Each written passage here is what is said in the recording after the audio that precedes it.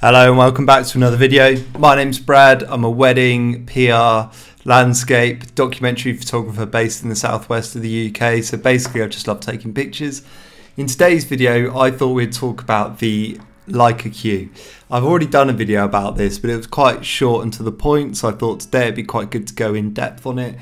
It's a camera that's been really well covered on YouTube. There's millions of vlogs about it and a lot of photographers using it, but I thought I'd just put my opinion on. I've been using this camera since 2016. At the time I was a bit wary about buying it because it's a lot of money. I actually got a second-hand example, so it made that acquisition a bit better. But since that time, I think that I've probably put well over in excess of 150,000 actuations on my camera. Especially in terms of doing weddings, that's where I really find that it comes into its own. I tend to only shoot it at weddings, on personal projects, or if I go on holiday. For some of my corporate clients, it's probably not the right camera to be using. So anyway, this camera is a really compact, fixed lens, like a digital camera. So ever since I got into photography, I always wanted to own a Leica. When I first started, it was really sort of about the M6, the film camera, and I remember just seeing these old pictures of people having M2s and M3s, like Larry Burroughs, the really famous Vietnam War photographer. And then anyway, and obviously Leica then did the M8, the M9 and M240 rangefinders. Then somewhere along the line, they brought out the Leica Q, which is a compact, fixed 28mm lens, digital camera. And at the time, it seemed like a bit of an odd thing to bring out. Fuji had an X100, but the more I kind of looked into it and the more I read about it, the more it just seemed really appealing. And it felt like it was kind of like a modern way to get into the Leica system. My personal opinion is that I think this Leica camera is a modern day classic. I think that shooting with a rangefinder is difficult. It's something that I find quite hard personally. And I think that this simplifies that. It's not a rangefinder at all. It doesn't... it's got similar aesthetics to a rangefinder in the sense that the viewfinder's to one side, not straight down the middle. But that's about it really. But I took the plunge and I've not really looked back since. I think this is the one camera that I want to keep forever. Throughout my photography career, cameras have come and gone. They've all got a value these days, and much of you have probably bought and then sold, and by selling that camera you already own has helped fund the new camera. So I've always done that. I think that's a great thing to be doing really. It's kind of like the circular economy thing, and it's, it means that somebody else can have the opportunity to buy the old camera and it's not being wasted. So I found that I'd always have this camera around my neck at a wedding, as well as before I went to the SL, I was on Canon 5D3s and 5D Mark IVs, and I'd just have this camera with me. And if ever something happened, it's just there, it's light, snappy autofocus, 1.7 aperture, a reasonably quick burst mode, albeit the buffer does jam up quite quickly. But when you look at how small this camera is, it's not been designed to do sort of 10 frames per second for 150 frames, so it's I found that this really sort of fitted into my workflow, and as a third camera at a wedding I thought it was brilliant. I've been working on various personal projects over the years, and I found that I've used this camera a lot for a couple of those as well. It's small, it's not very intrusive, it's quiet, it's got a beautiful lens on it as well. I mean, the lens on it is just stunning. Wide open at 1.7, it's beautiful. Stopped all the way down. I mean, the edge-to-edge sharpness when you get into sort of the f8, f11 is great. I've never experienced any chromatic aberrations. And you know what? Like, even with the autofocus, I found that it's pretty much hit the mark every time. I mean, the autofocus system in this camera is 10 times better than the one that was in my SL. And then you look at the size of this camera and it seems mad that they've managed to sort of nail it in this camera, but not in the SL. But aesthetically, this thing's just beautiful as well. You can get it in various colours, and I really love the Safari one, if anyone's seen that. If not, you should Google it. I just think it looks really cool. Since owning this camera, I've never ever shot a JPEG on it. I've only ever shot it in RAW, but those RAW files are a delight to use. The color rendition's great, and as I mentioned, the sharpness is brilliant. It does suffer a little bit with moire.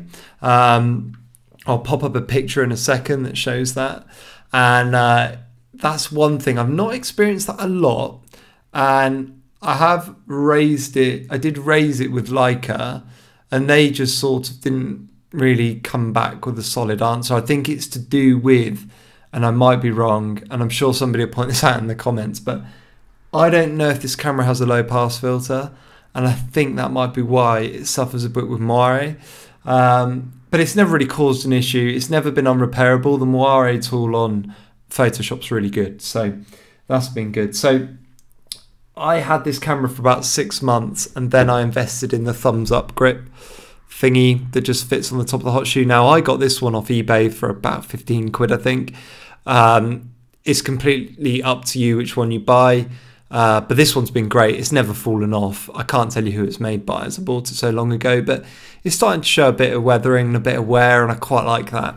But it really just helps support your thumb, and especially if you're using this camera all day, I found that really helps. Now, I've also gone for the Leica grip as well, and again, that's just mainly for a comfort thing. I don't use it all the time, but if I'm going to a wedding, to photograph a wedding specifically, I'll take it with me. If I'm going away on holiday, or if I really want this to be a really light, small carry, I'll keep it as minimum as it comes. I've always stuck with the Leica strap. It's fine, it works. I know a lot of people like to go for rope straps, or they like to customize the straps. Quite a personal thing, I think, but I've always stuck with whoever makes the strap with the camera that comes with it. That's just what I've always done. The electric viewfinder's probably starting to show its age a little bit, but actually it's still really good. Really easy to acquire, manual focus acquisition, and you can still view all of the menus well, and it's good for just viewing your pictures back. Battery life's pretty good. I found that if I'm photographing a wedding, bearing in mind I might take 100 more than that, probably 1,000 pictures on it, I could probably get through about 3 of these batteries. Now, the new Q2, which I've not actually seen yet, the new Q2 runs the same battery that goes in the Leica SL. Now, if you've seen my previous video, you'll see that I have got rid of my SL and the lenses, but I have kept a couple of these batteries because I hope to acquire the Q2 at some point. So I've kept some of these because they're quite expensive to buy brand new. So I thought I might as well just keep a couple in the drawer. So I bought about 8 of these batteries at the time. And yeah, I've found that now I can shoot a wedding on a Saturday and Sunday, and I've always got enough batteries I've always got enough power. So the camera's now 5 years old, and it's getting a little bit of internal dust in the lens, but it's not too bad, and it's a little bit scratched and scuffed, but the leatherette is still stuck down. It's not peeling, it's not looking weathered. The lens has got no scratches on it. The the electronic viewfinder, the actual surface is looking a little bit scratched, but when you look through it, it's still really clear, and this camera's just not missed the beat. I had a few problems with it when I first got it. Well, I say one. There was only one real problem with it, really, and that was I was using the wrong memory cards. At the time, I was just chucking any old memory card into this camera, but I'd find that it would freeze up, so I just need to pop the battery out, put the battery back in again, and carry on shooting, which thankfully I never lost any pictures, but as I'm sure you can imagine, that's quite an unnerving thing to do, especially if you think you've got a good picture. So after speaking to a few people and surfing the internet, they all kind of recommended that I use the 170 speed SanDisk cards. And since doing that, it's been fine. I've had 256 gig cards in it, and it's been brilliant. So yeah, it's just been really good. I think, if you're watching this video, you might just be curious, or you might be thinking about buying one. I think if I was to get one now, I'd definitely be looking at trying to get a reasonably good condition one in the used market. I've seen some go for as low as £1,200, which is an absolute bargain for a camera that was well over £3,000 when it came out, and a camera that sold so well, it was really difficult to get a hold of. It was harder to get a hold of than the Q2, and my understanding is when the Q2 came out, there was a time where it was quite difficult to get a hold of.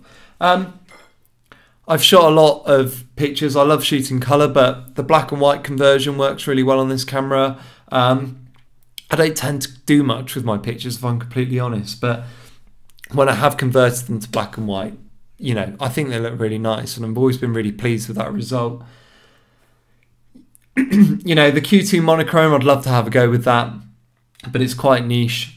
I think that I always want to be able to go from colour to black and white. I'd hate to get this amazing black and white picture and think that it could actually be a lot better in colour. So anyway, this is just a bit more of an in-depth view really on my opinion of the Q. I think that it's a really beautiful camera. I think it's a great third camera if you're a working photographer, because most of us are always going to be using two cameras.